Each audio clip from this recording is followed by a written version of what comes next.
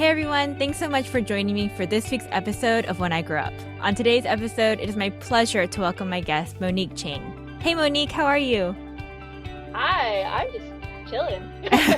Thank you again for joining me today. I appreciate it. Yeah, it's no problem. I'm honored.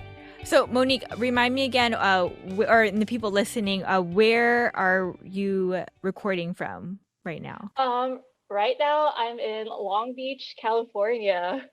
Um, Guys, if you've ever been to Long Beach, it's like everything you imagine it would be. I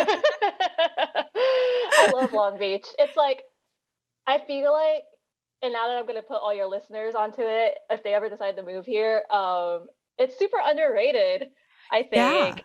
Yeah, like I before I moved here, I didn't know anything about it, so I'd be like, oh, what's in Long Beach? Like, what is there to do? And now that I'm here, I don't want to leave. It's such a cool vibe. Yeah, yeah. I mean, I think, right before we started recording, you guys, we were kind of sharing about like where we're from and stuff. And Monique was sharing that she grew up here in Georgia, where I'm recording from. And I think me too, if you don't know, I went to UC Irvine for a couple of years. And I think, for a lot of Georgians, or not just Georgians, a lot of people, were like, California is where it's at. We got to go see what it's about. I moved back to Atlanta, but definitely it resonates. It probably is very underrated, Long Beach is. Yeah, like I mean, I'm trying. We got to keep the rent low over here, so Yeah. Don't go to Long Beach. Don't move there. Long Beach sucks. Don't come here. That's funny. Okay, well, the real reason why you're here is not to tell me about Long Beach, but part of your story is Long Beach. Monique, without, me continuing to ask you random questions, let's get right to it. What is it that you do? I am a footwear designer at Roxy. So if you know the surf brand, I kind of help with designing footwear for them. So sandals, like beachy shoes, all sorts of things. Okay, like she said that so like casually, but I'm like kind of freaking out because I just think that's so like one, like I don't know anybody that does that, and two, like I just think that's so cool because like if I don't wear Roxy, but I used to in high school, and so but like if you do, you're kind of like this is crazy. Like, this is your job. And I'm excited to hear more about what it is that actually means. So, you are a footwear designer. So Mhm. what does that mean? Like, where does it start? What do your days look like? Footwear designer. There's a lot of aspects to it, but so me personally, I've just been at this job for like a year and a half. So I am kind of doing the more beginner level stuff. So they had me start with choosing colors and materials for different styles. So like for example, say in Nike, right? You have your Air Force One, and they do that style every season. But then maybe they'll have like new colors and new materials, and there's a color and material designer behind that. But to go beyond that, footwear designers will also design like new styles. So like new, they call like in a shoe, you have your upper and then you have your bottom. So the upper is like the top part, or like um, where it could be a lace up, it could be a slip on, but that's like the textile part. And then your bottom or your sole um, is the sole. But more technical designers will work on that. And I've started to do some more beginner, like easier shoes there. So that's been cool. Definitely, it's definitely more technical work, but basically designers just handle everything that's like the aesthetic part Okay, so of just the aesthetic part of it is usually what you handle. yeah. Okay. So, okay, you said you basically do the aesthetic part, but what other parts are there to designing a shoe? I mean, there is some technical knowledge involved. So before I was a designer, I was a developer.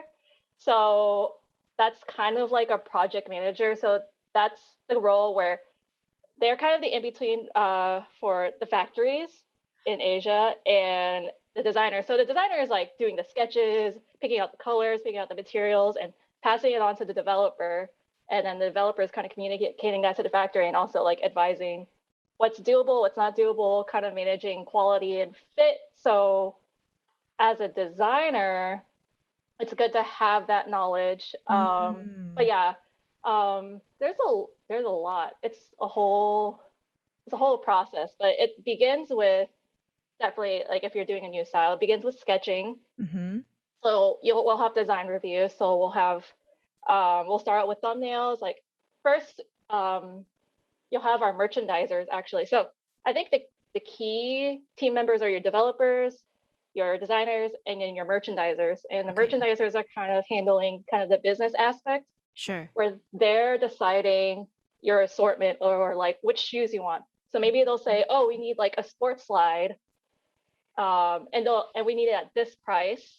This is our customer, and we also need like a boat shoe at this price for this customer." So they'll decide all that stuff. So you start with so they'll write out a brief, which is listing all the things that they need. Mm-hmm. Mm-hmm. The designer will take that, put that into sketches. We'll go through design reviews, and kind of refine your sketch until we take it to digital, um, and we'll make like a tech pack, which is like a way of creating specifications Mm-hmm.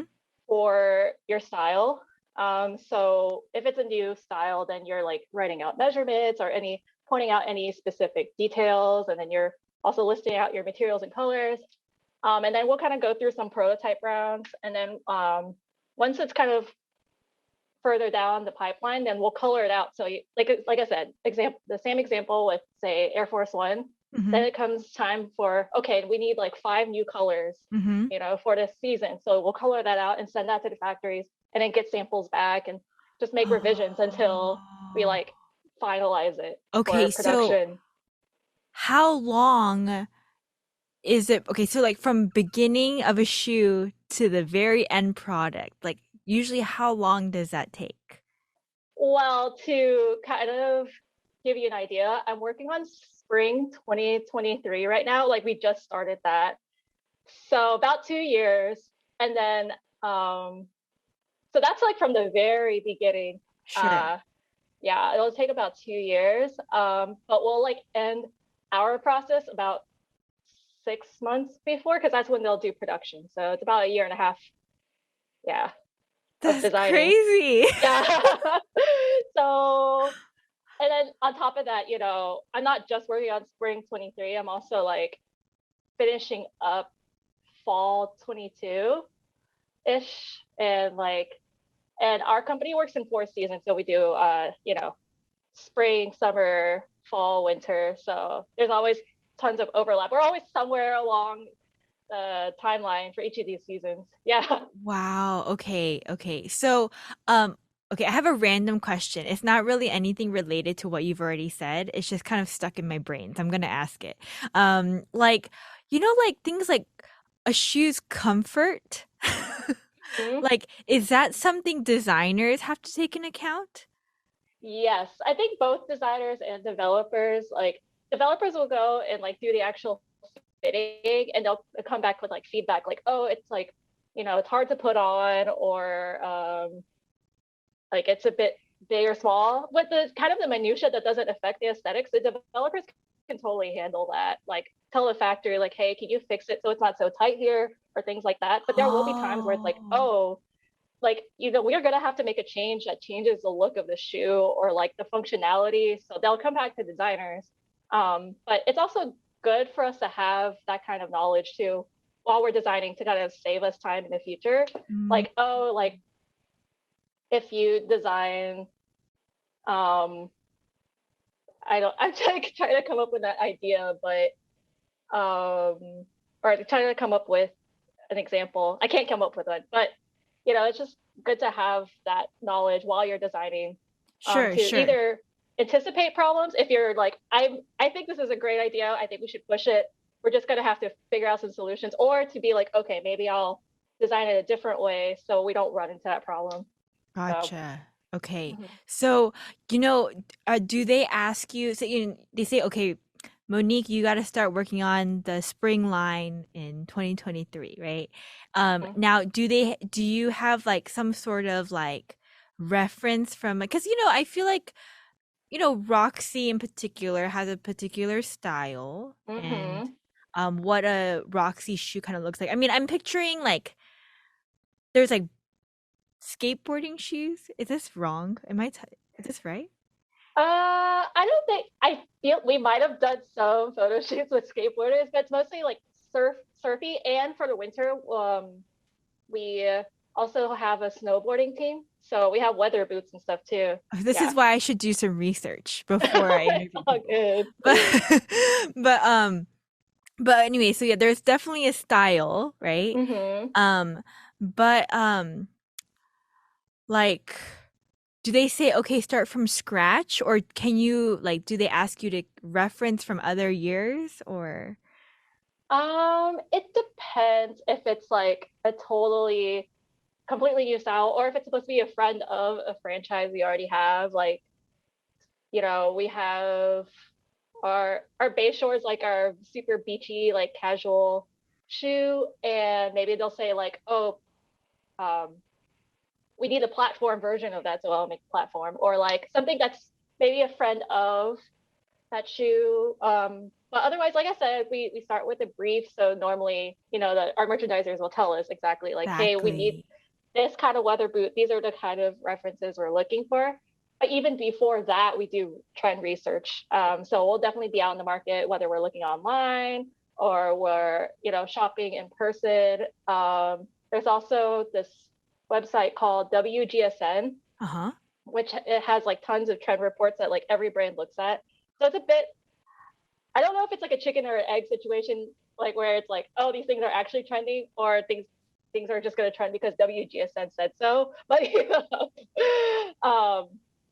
like, so there is that aspect also where we're kind of like, even before we build a line, we're kind of looking out in the market to see what's trending and also like what we're missing.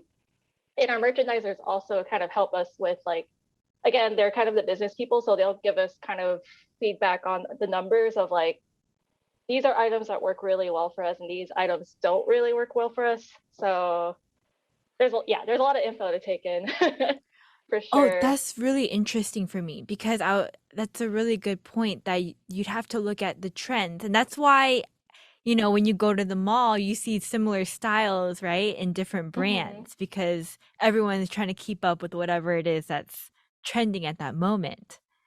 Yeah, for sure. So there's a website where it tells you this. Yeah, for sure. But I think it helps too for us to kind of like look ourselves and decide for ourselves, especially like you said, like we have our own style and our own brand. So it helps for us to kind of see the market through that lens, like, oh, this is kind of the surf market, or us to say maybe see something elsewhere, but say, oh, that would work really well, Mm. for a surf brand. Like I could see our girl wearing that, for sure. Okay, so can you take us back to the beginning of this journey? Maybe even like high school. Like, did you always know you wanted to go down in this career path? Or, yeah, what did you do when you graduated your senior year of high school? Like, I had no idea I was going to be in this industry. So yeah, go ahead. Like way back, I always grew up being both like creatively minded um and like scientifically minded. So like Mm. as a kid, I'm doing arts and crafts, but I'm also like reading about dinosaurs, that kind of thing. So it kind of carried with me until high school. And then when I finally, got to high school, I decided to kind of pursue the science route. So I Mm. got really into like math and physics, and I it's funny because you say like, a lot of Asians are just like doctor, lawyer, engineer. I like wanted to be an engineer. Like to me, I was like, oh, I love physics. I love the problem solving aspect. I want to like make stuff. Mechanical engineering is for me. So, I that's what I ended up majoring in at Georgia Tech. Um, but it's crazy because I think going through like looking back at my experiences in like high school and college, there were so many signs that it wasn't right for me. Like in high school, I went to two different camps. Like I went to like a space camp sort of thing, which sounds cooler than it really was. um, because I was like, oh, we're gonna like learn about like nebulas and stuff like that, and it's just like a lot of math. And then another year I went to like this kind of public state camp where I majored in physics, but I didn't like that. I actually liked my minor in art. You Mm. could like pick a minor, and I chose painting, so I really enjoyed that. Like that was my big takeaway from that. And then in college, I did so many different internships. Like I interned at Caterpillar. I interned with like a Christian nonprofit in India. I interned at this like tech company that makes eyeglass lenses. Like I did research in college. I tried so many things and nothing was like sticking. And that was pretty frustrating. By the time I like got to graduating college, I found that I was interested in product design. So it was a Mm. bit late for me to like switch gears and get another, like change Yeah. my major. So I figured like, oh, I could be like a mechanical engineer that's like assisting product design. Um, so I got a job at a design agency in Thousand Oaks, California, so kind of a little west of LA. And I moved out here, and then I got fired within 3 months. So that was super traumatizing. So, I'm like fresh out of college. I have no money. I just like moved across country. And so I had to get a job. And then I found a posting at Skechers, that footwear company, for a product developer. And I like looked through the job posting. I was like, this sounds kind of engineering. Like, I'll go for it. It's nothing like engineering.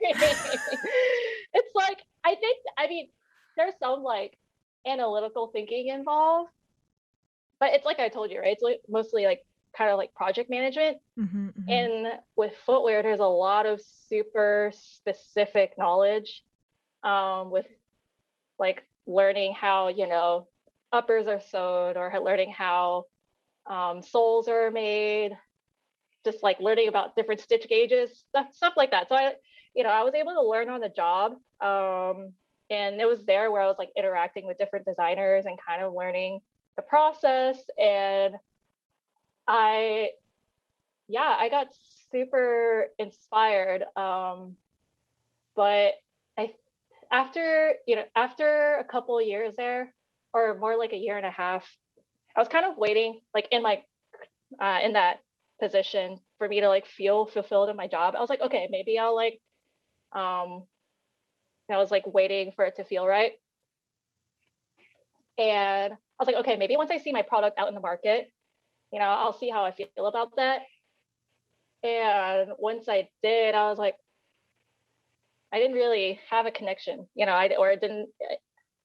I didn't feel like super accomplished, I guess, because as a developer, the stuff that I was in charge of, it's like, okay, just deciding the fit of something, or how many like millimeters of foam I put in the collar.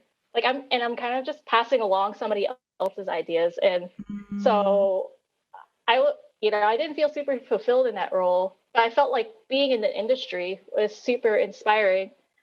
But once it got to about like more like a year and 9 months, so almost 2 years, I decided to quit because I just couldn't figure out what I wanted to do. I was also surrounded by all these other creatives. My boyfriend's an illustrator, Mm. and for example, and he has all these really cool friends from art school, and I just knew I wanted to be in a creative career, but I just didn't know what. So I kind of quit with no plan. And that, I don't know, it may have been a stupid move, but I really felt like I needed to kind of take a leap to kind of Mm. and give myself the space to figure out what I wanted to do. Because like if anybody's in the fashion industry, they would know that you get so inundated at work. Like the timelines are so fast. It's funny, I tell you, like it takes 2 years, but like every day you're it. that's like as fast as it goes, there's always stuff Yeah, to do. yeah. And I just felt like I didn't have the space to think about what I wanted to do. That's why, I felt like I had to quit. Um, but yeah, I picked up like a job at a coffee shop, and then I actually ended up interning with this like shoe startup called Community, which they're Okay. super awesome. They're like all about giving back to their community in downtown Los Angeles, and like producing their footwear locally in the U.S. And so they were really awesome. But I had to work for free because they were a startup, they didn't have very much money, and they weren't hiring. I just showed up at their like store and was like, could I like intern with you guys? Wow, that's cool though. It was cool. Yeah. So that was like my way of kind of exploring. So with them, I mean, they're a startup, right? So in that environment, you have to wear a lot of different hats. So I was learning about a lot of different things that I wasn't learning in a corporate environment where everybody has kind of like their established roles. So I was like learning about Mm. merchandising and forecasting. They had like a shoe school thing. So they had this school called Brooklyn Shoe. Is it Brooklyn Shoe Space? Brooklyn Shoe School. I should have like brushed up No, about you're my good. time You're good. before. But they came to LA to the community like storefront, and they taught like a seminar on how to build your own shoes from scratch. What? Yeah, so I made a pair of shoes. So that was really awesome. And with that also with the co-founders, like got like really amazing mentorship. So they were just kind of like walking me through their experience and kind of like walking me through like what I want to do. And because I was like working for them for free, they were like super willing to help me find a job.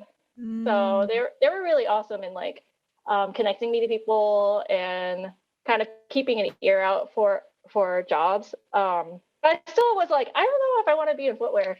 Um, there was a long time where I was trying to think if I should go back to art school. mm. I was thinking about illustration actually, but I just like didn't feel at peace with it because I was like, I don't know if that's like me. What is Um, illustration? so illustrations more like drawing, or so for example, there's like different aspects. Like there's like children's book illustration where they're like Uh-huh. making the drawings in the book, or there's like editorial where like say the New York Times wants like a drawing for their editorial or their article. So but you can think of so many applications where anywhere you see like an artistic piece or drawing, an illustrator did. So I was like, Oh, okay, okay, cool. yeah. I was like, okay, maybe I could do that, but it didn't feel right, and I just hearing from my friends who went to art school, they're like inundated with debt. Mm, And I was like, I don't know if I could like start over, yeah, like put in yeah. 4 years and like come out of it like almost 30 and like swimming in debt and and still not know if this is really what I want to do. Yeah, yeah. And I would just get like tons of anxiety all the time about like the longer that time passed, I was like, man, I'm like wasting my life, like I Mm, need to like yeah. take action and figure out what I want to do.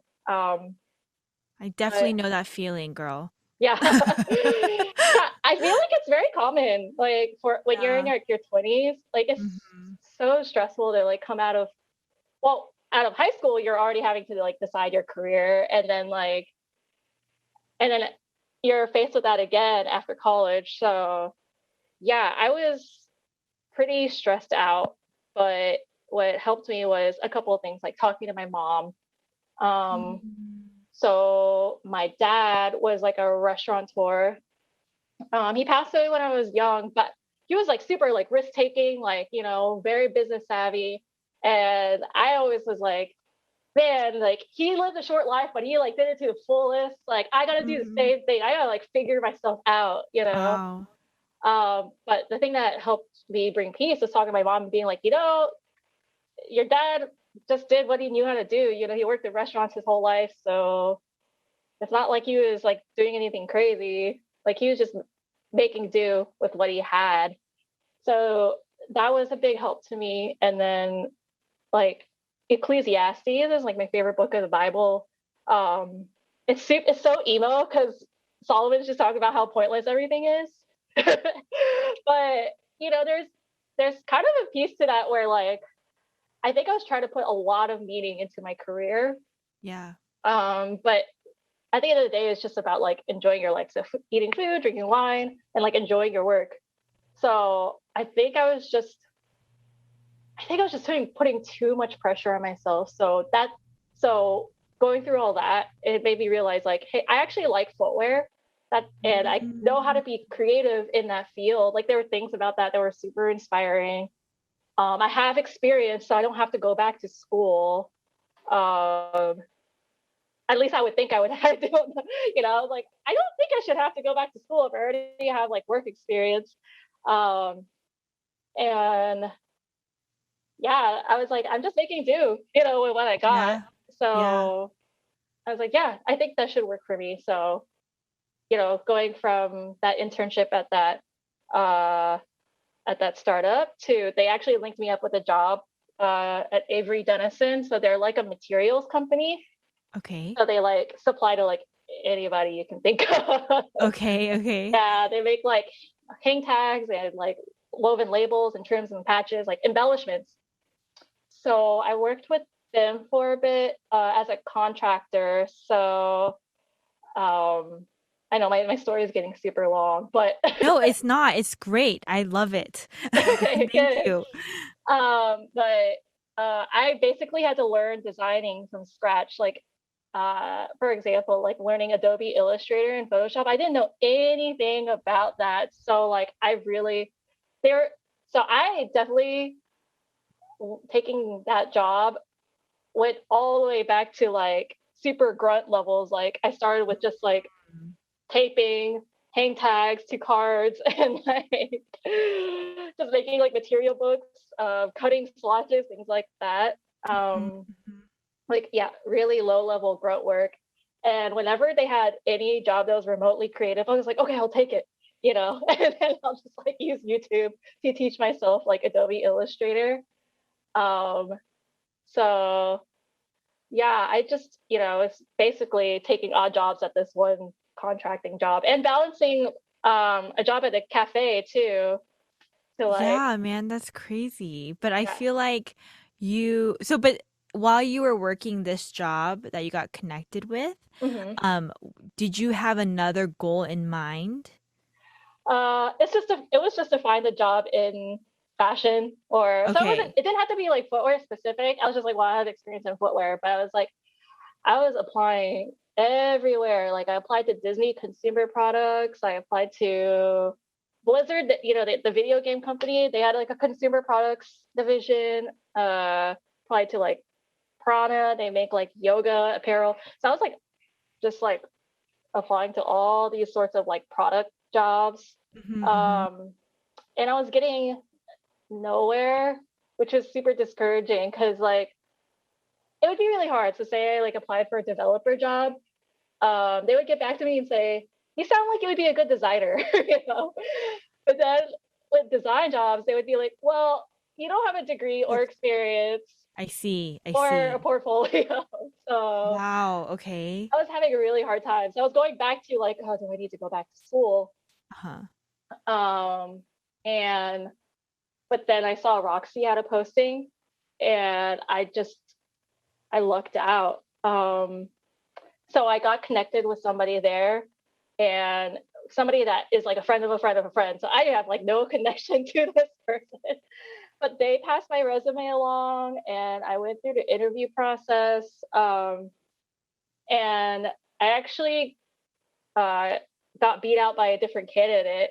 Like somebody else got the job, and I was super devastated because I got super far down the process. But then that person dropped out. Shut up. Yeah. That person dropped out and they hired me. It was so crazy too, because like I don't know why they decided to like take a leap of faith with me because like I said, had like nothing on my portfolio. I think it's really like I had just like all the randomest projects on there. Um, and some, working with Avery Dennison, a lot of times it's like, oh, we're working with like Nike or Adidas or like all these different clients, and it's like confidential. So I can't, it's not on the market, so I can't put it on my portfolio. I see. So it was like, yeah, my portfolio was super dismal, but yeah, they took a leap of faith with me, got hired, and Oh now my I'm God, I don't know there. why, but like I just felt a little bit emotional. I like wanted to cry just now. Just 'cause like that's insane. Like I feel like that story is crazy. 'Cause I'm like, how did you got beat out, but then they decided not to take it. So they're like, "All right, this is for you." Yeah. That's Yeah. that's awesome.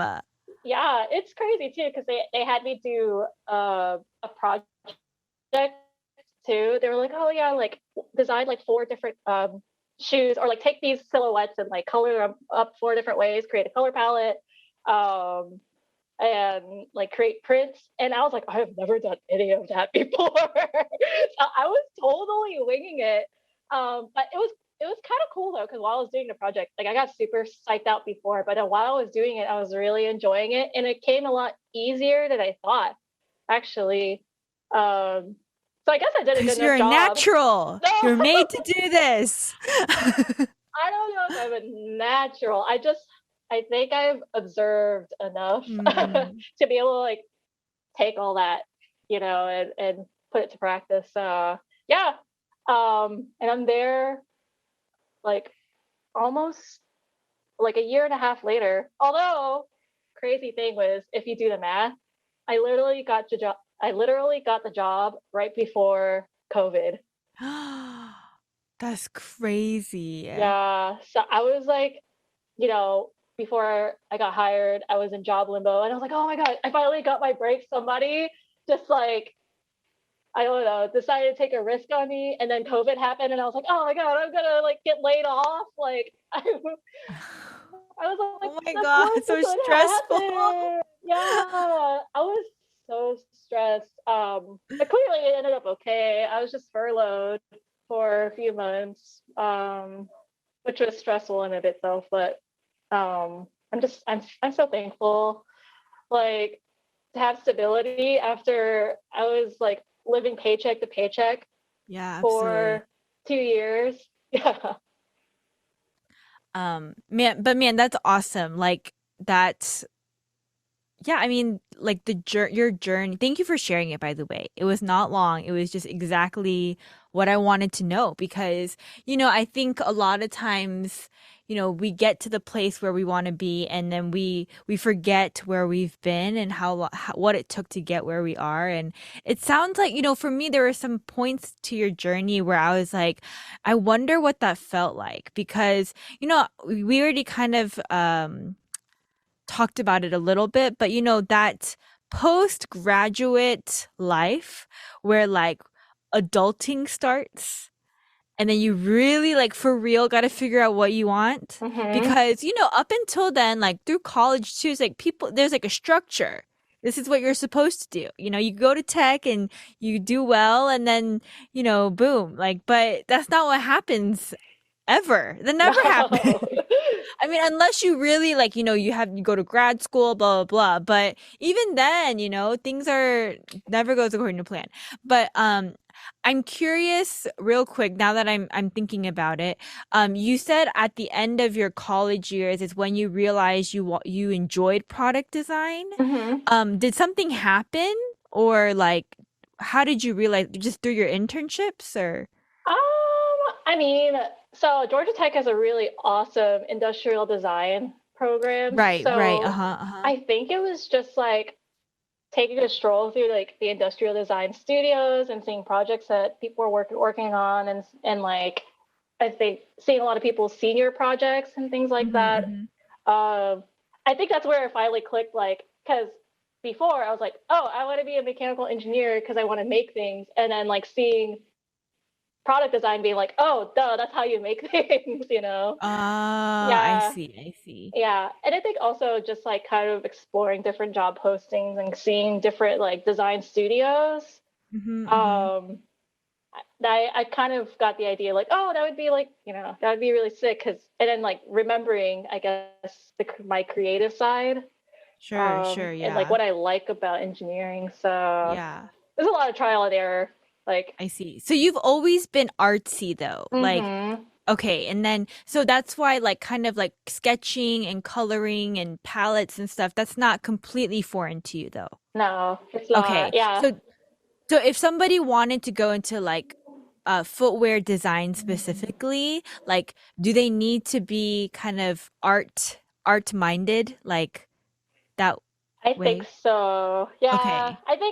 I mean, I didn't get a degree, but I think there is a certain level of like intuition that's Mm, needed. I mean, I think it can be learned. I think um, the biggest thing that, and then, our senior designer at Roxy will say the same thing. It's like the hardest thing about the job is like learning the brand. So for us, it's like, oh, learning colors that work well together, learning prints. So there are things that can be learned. But I think there's a bit of intuition needed too. And like, I think a lot of it is also just personal taste, like mm, just, consuming a lot of media and deciding what you like and what you don't like. yes, Um, yes. and then just being like, I want to make that. I don't know. Yeah, no, that makes sense. I mean, like Yeah. me personally, I don't know if I have opinions on those kind of things. I know what I like when I buy Mhm. it, but I don't think I think about like, oh, this would be better if it looked like this or something. And it's clear to me from your interview, when they gave you these like like a test or whatever to like design the four different shoes, like that's intuition, like the fact that you were able to do it. It's not anything, it's not lucky. You're not lucky, okay? You're good at what you do. Uh, um, but so I guess a question would be if you obviously there are no regrets, no mistakes made in our lives, but um, like if you could do it again, would you have chosen industrial design um, yeah, or I no? think so. I mean, like Okay. again, it's like you said, like I actually don't want to change anything because I like ended up the way I did for a Yeah. reason, and I like, I met my boyfriend who I like love and adore, and like ended up in California. So I'm thankful for that. But like looking back, I do think that would have been a better suited major for me. I see. For anybody who wants to be in footwear design specifically, I mean, you don't have to study product design. I think that's probably your best bet. I mean, there are some schools that have specific footwear programs, but it is a bit niche, right? Like it's always good to pick something broad so you can be in different you can have a backup, I guess. But at Roxy we have people from so many different backgrounds. Like my boss learned like fashion marketing or business. She got like a business degree, uh, and it specialized in fashion. And then my coworker is a studied graphic design. My other coworker he did study industrial design. But in my team, people have come from all sorts of different backgrounds. So I think the biggest thing is like getting your foot in the work experience, Sure, since yeah. it's so niche. Like it's a very specific set of knowledge. Um, but yeah.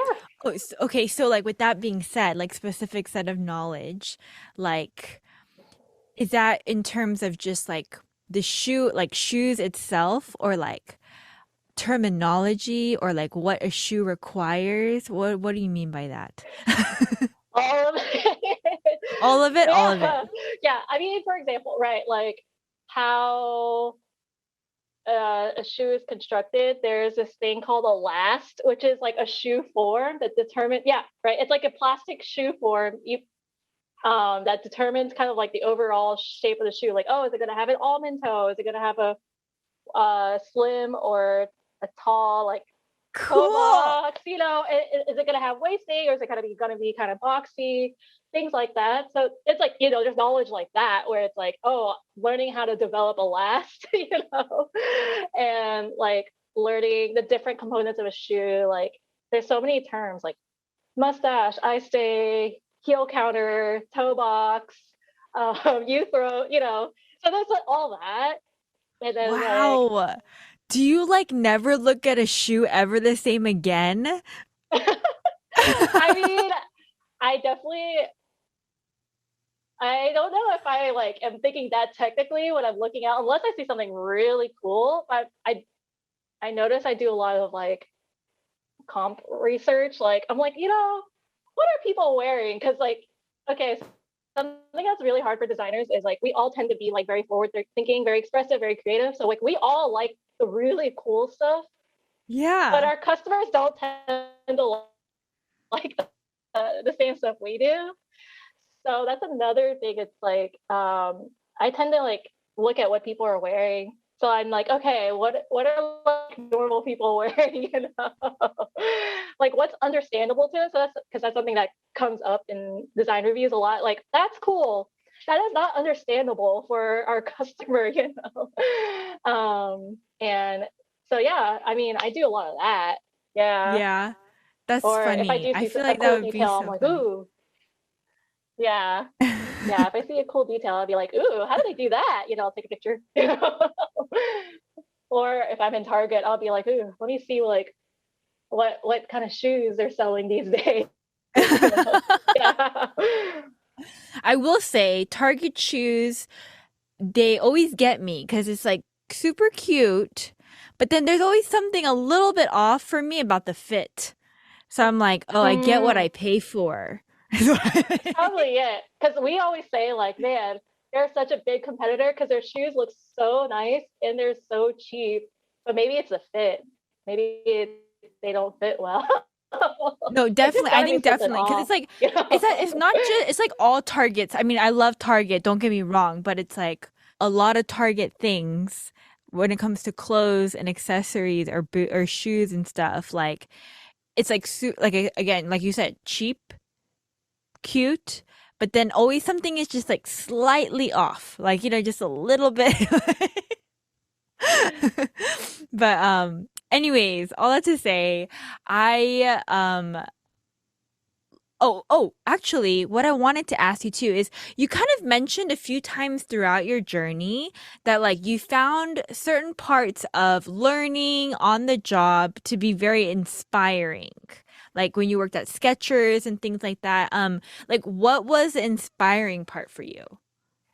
Um, I think just design research is always so cool. Like seeing like, you know, in the upper echelons of like what's happening, like what like, you know, high fashion is doing. And also seeing what like, you know, Nike and Adidas and, you know, what they're all doing. And then seeing, you know, those details being transformed into, you know, different product.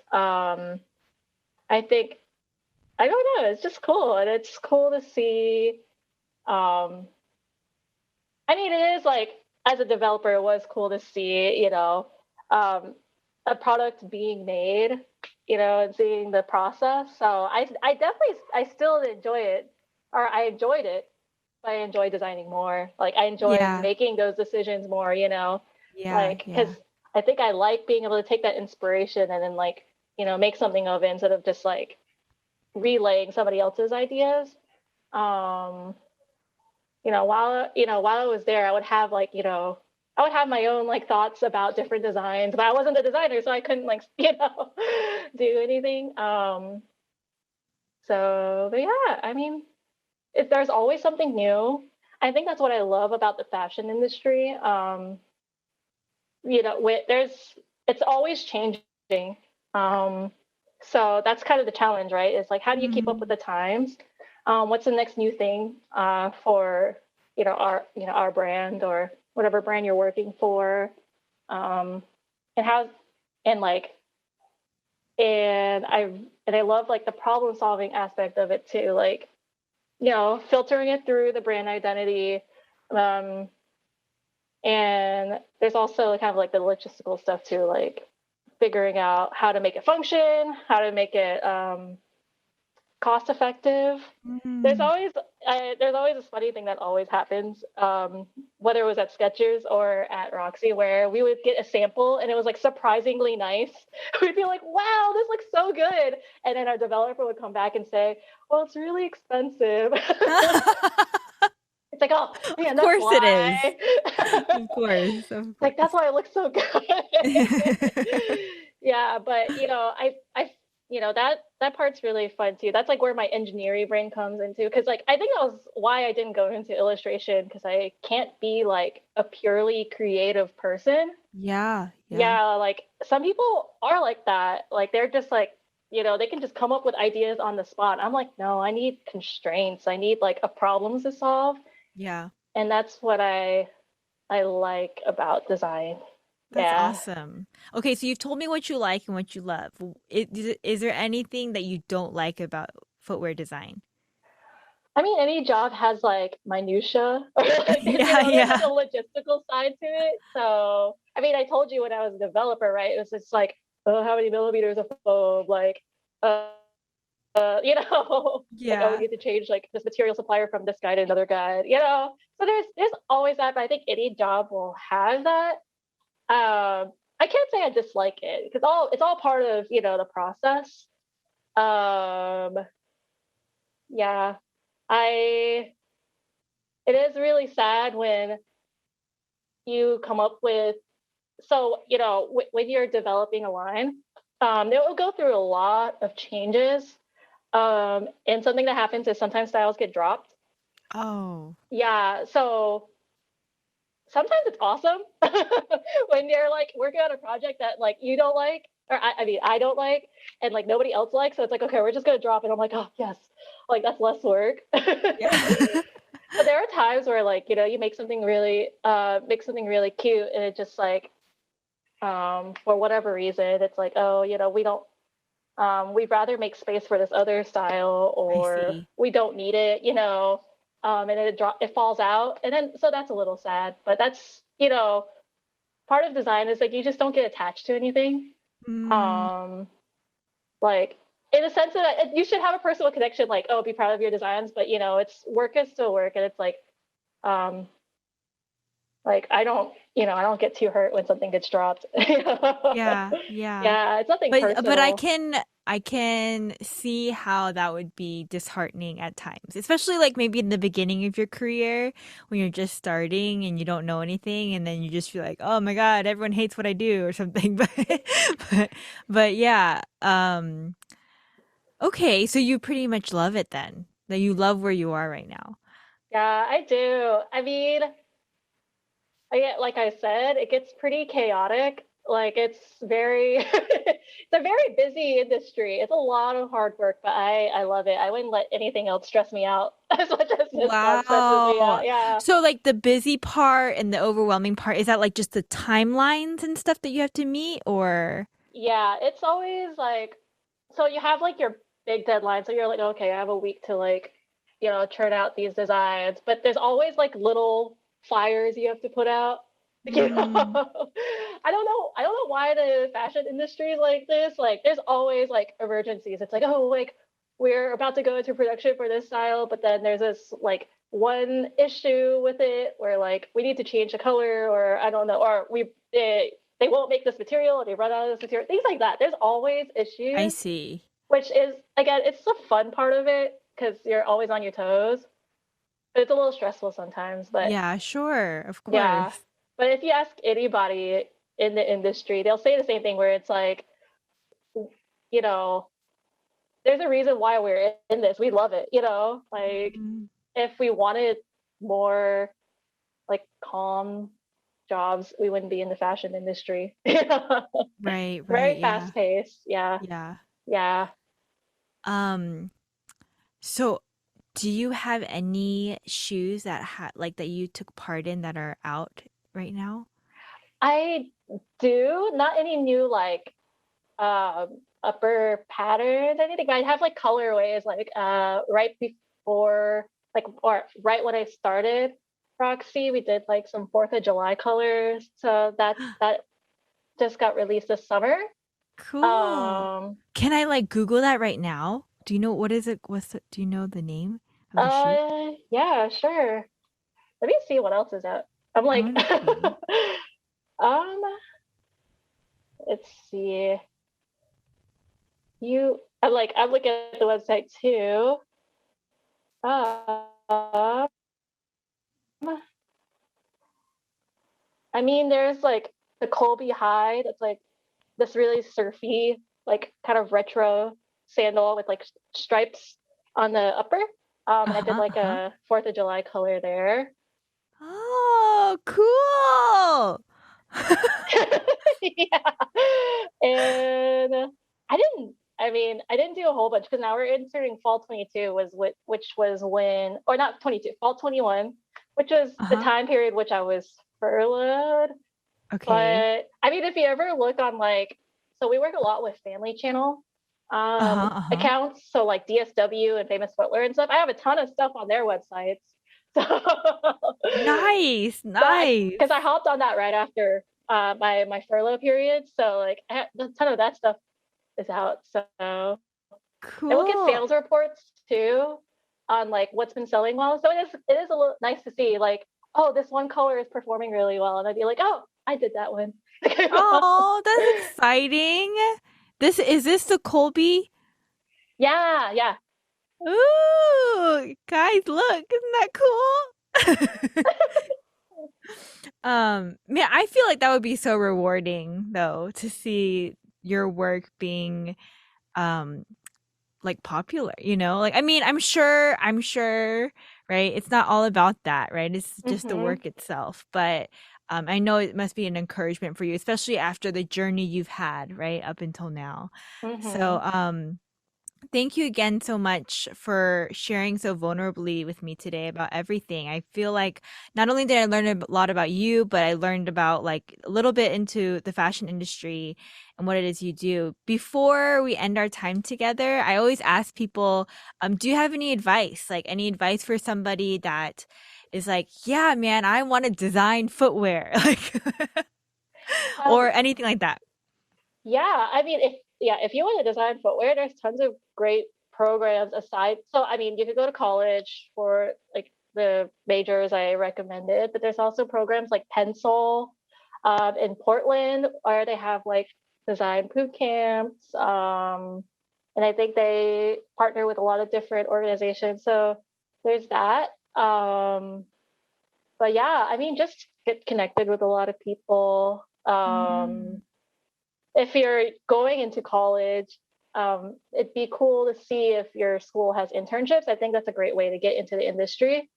Because I think we like in the companies that I've been in, a lot of people have been hired from internships that they did through their school. But general career advice, I mean, if your listeners have been listening to so many of your stories, life can take you anywhere. yeah. Just take it a day at a time and do what you can. During my time when I was trying to figure things out, I met with this like ceramics artist, and she told me, you know, just figure out what you can tolerate. For some people, they can't tolerate being unstable, so they're okay with taking a job that like pays the bills and like gives them freedom for other things. And they can find joy in that. And she was like, for me, I can't tolerate a corporate job. So I'm tolerating being broke and working 24/7 and living out of my art studio, you know? So like for me, the way I translated it was like, just make things work until they don't, like Mm, for me, I was like, you know, being a product developer isn't working for me. So I'm going to figure out the next thing. And then I was like, okay, being broke is not working for me, yeah, I think at the end of the day, work is just work. So find a way to, enjoy it. yeah. Um, Whether it's changing your mindset or changing your career. So Yeah, yeah. absolutely. Yeah, that's all really good stuff because I feel like um a lot of times even as Asian Americans, right, we just need permission. Permission to like Because I think there is this weird unspoken pressure that one puts on themselves, right? To be successful in the way that other people think it should look like. But that's not necessarily what that is, like what that means. And so I think you're right on point just now in saying, sometimes you just gotta bear down and do what you gotta do until it doesn't work. But yes, Monique, thank you again. I appreciate truly like just how honest you were about. I mean, like, cause I think sharing the struggling part is not something we talk about often either. So I hope it's an encouragement to you guys, to just hang in there. Hang in there. Monique, I really appreciate you, and I just wanted to ask you if there's anybody that might be interested in learning more about what you do, or just more about like your life. Would you be okay with me connecting you with them? Yes, please hit me up. Awesome. Um, don't move to Long Beach, people. We want to keep the rent low. But you can hit up Monique and I can connect you.